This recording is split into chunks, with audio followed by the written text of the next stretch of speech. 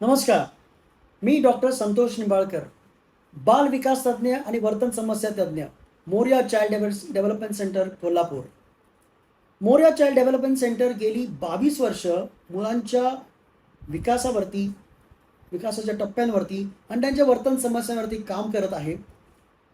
आणि आम्हाला असं जाणवलेलं आहे की पालक, बालक आणि शिक्षक यांच्यामध्ये जे त्रिसूत्री जे कोऑर्डिनेशन पाहिजे, हे त्यांच्यामध्ये समन्वय पाहिजे, तो समन्वय होत नसल्यामुळे मुलांच्या विकासाचे टप्पे, विकास त्यांचा कुठेतरी खुंटतो, अभ्यासामध्ये ते मागे पडतात, त्यांची एकंदरीत जडणघडण किंवा त्यांची एकंदरीत पर्सनॅलिटी कुठेतरी विस्कळीत झाल्यासारखे वाटते.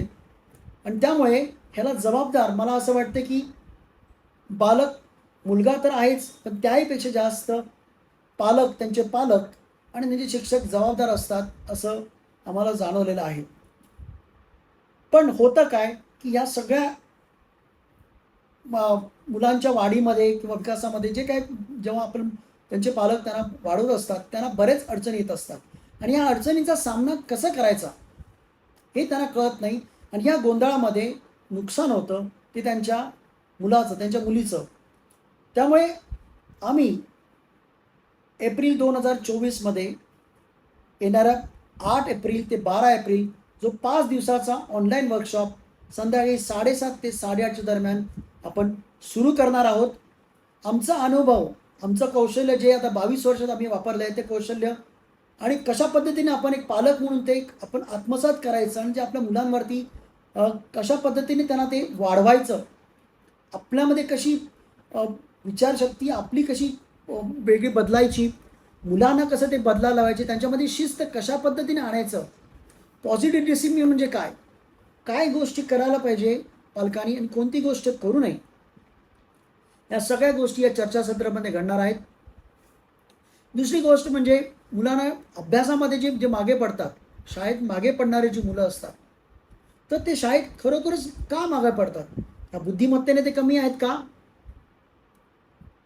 का त्यांचे बाकीचे अजून विकासाचे टप्पे जे काय म्हणतो आपण की त्यांचे भावनांक कुठे कमी पडलेला आहे, की भावनिक विकास झालेला नाही, ज्याच्यामुळे त्यांच्यामुळे चिडचिड, त्रागा होतो, सामाजिक विकास त्यांचा घडलेला नाही का? का आजूबाजूचं वातावरण कुठलं आहे का, जेणेकरून ते पाल्य, तो मुलगा किंवा विद्यार्थी आपल्या अभ्यासामध्ये जेवढी प्रगती करायची आहे तेवढी प्रगती तो करू शकत नाही. तर या सगळ्या गोष्टींवरती आपण याच्याबद्दल या 5 दिवसाच्या ऑनलाईन कोर्समध्ये आपण करणार आहोत. दुसरा एक प्रश्न आपल्याला खूप ग्रासलेला आहे आणि तो म्हणजे मला असं वाटतं की फक्त मुलांमध्येच नाही तर सर्व जगाला ग्रासलेलं आहे, ते म्हणजे मोबाईल ॲडिक्शन.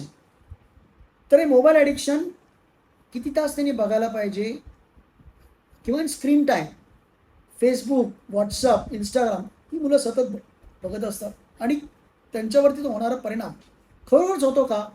कितपत परिणाम होतो? कशावरती परिणाम होतो आणि का परिणाम होतो? या सगळ्या गोष्टीची चर्चा आपण या ऑनलाईन कोर्समध्ये करणार आहोत. मुलांनी काय खाल्लं पाहिजे, त्याचा पोषण आहार कोणता असला पाहिजे आणि ते कधीपासून चालू केलं पाहिजे, आहाराची संस्कृती म्हणजे नेमके काय आणि ही कशी राबवली पाहिजे आणि कशा पद्धतीने ती राबवली पाहिजे, तर या सगळ्या गोष्टींबद्दल आम्ही या चर्चासत्रामध्ये घडवणार आहोत. बऱ्याच वेळेला किशोरवयीन मुलांमुलींमध्ये जे काय जेव्हा ते वाढत असतात त्यांचे काही प्रॉब्लेम्स चालू होतात, समस्या त्यांच्यामध्ये सो येतात, पण ते व्यक्त करू शकत नाहीत. का व्यक्त करू शकत नाहीत? काही कारण कम्फर्टेबल नसतात. तर ते कशा पद्धतीने त्यांच्याकडनं त्यांची समस्या ओळखायच्या, या सगळ्या गोष्टी आपण या चर्चासत्रामध्ये आपण घेणार आहोत. त्याला आपण ॲडोलसंट पॅरेंटिंग म्हणू. पालकत्वाचे कोणकोणते प्रकार आहेत, म्हणजे हे आश्चर्य वाटेल तुम्हाला ऐकायला की पालकाचे काही प्रकार असतात का? हो, नक्कीच. तर कोणकोणते प्रकार आहेत आणि सगळ्यात बेस्ट, सगळ्यात उत्तम असं पॅरेंटिंग स्टाईल या पालकत्वाचा प्रकार कोणता आहे, जेणेकरून तो त्या मुलांमध्ये आपण राबवू शकतो? फक्त पालकच त्याच्या विकासासाठी जबाबदार आहे का घरातली बाकीची मंडळी सुद्धा? का त्यांचा खरोखर त्याच्या विकासावरती किंवा त्याच्या जडणघडणीवरती परिणाम होतो का, शेजाऱ्यांचा होतो का, या सगळ्या गोष्टीबद्दल आपण या चर्चासत्रामध्ये घेणार आहोत. तो कुठल्या व्यसनाधीन झालेला नाही ना, ड्रग्ज, दारू ह्याच्या व्यसनाधीन तर झाले नाही ना, हे कसं ओळखायचं, त्यांची कोणती लक्षणं आहेत, तर या सगळ्या बाबींवर आपण बोलणार आहोत. त्याहूनहीपेक्षा हे जर न्यू एज पॅरेंटिंग, पण प्राचीन काळामध्ये काय होतं, नेमकं पालक त्यांना कसं वाढवायचं, त्यांच्यावरती कोणते संस्कार घडवायचे आणि कशा पद्धतीने घडवायचे, या सगळ्या गोष्टींबद्दल आम्ही या चर्चासत्रामध्ये घेणारच आहोत.